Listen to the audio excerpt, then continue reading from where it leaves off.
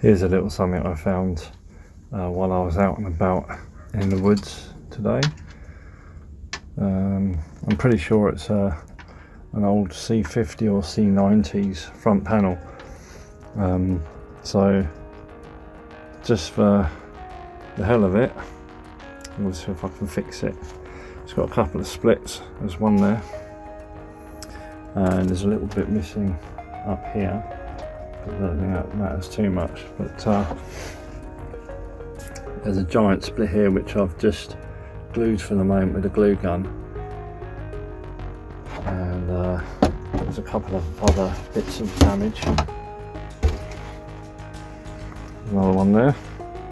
Again, I've glued it with the glue gun for the minute, and then I'm just, you can see now I'm just sticking some small little nails in there. And then I'm going to attempt to see if I can clean it up and bring it back to some sort of decent finish. So for anyone that's not done this before, and if you missed my last video on plastic welding, there's the little tack. See there, that's the little nail. Cleaned it up a little bit, and as you can see, what I've done is I've zooming on these here, just used the heat and it's buried it under the surface of the plastic, which is why you only use thin ones. I'll try and show you here one-handed. You have to be a bit patient with it.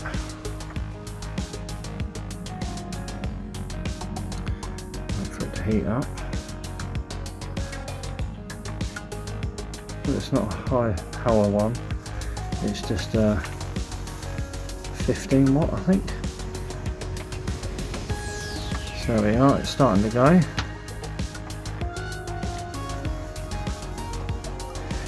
The trick is not to push too hard. You've got to push on it to push it under the surface, but don't push too hard or you push it straight through the other side. And if you're going to do this, wear a mask. There you go, it's under the surface now. So you use the flat of the iron to smooth the plastic over the top.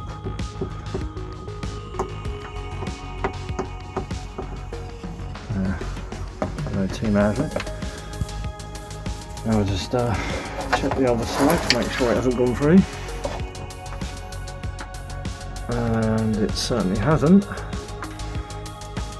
And then in a minute I'll put another one in there, probably halfway in between that burn mark there and the last one, somewhere around there. And I'll keep going, and this should be quite strong afterwards. Okay, so for this part I've made slightly different kind of stitch, if you like, a metal stitch. So it's almost like a U-nail. Another one here. So it's only small, but plan to bury another one probably along this line here somewhere. I may need a few more, but possibly not. I think hopefully I'll get away with just putting 2, maybe 3 in. Anyway, I'm going to do that now, and I'll get back to you in a minute. Right, so after putting the other staples in, I'm left with this, which from the other side doesn't look too bad. So now, I think we should just give it a clean off. This I'm quite pleased with. This is stuck quite well. And if I turn it around, the stitching's gone quite well.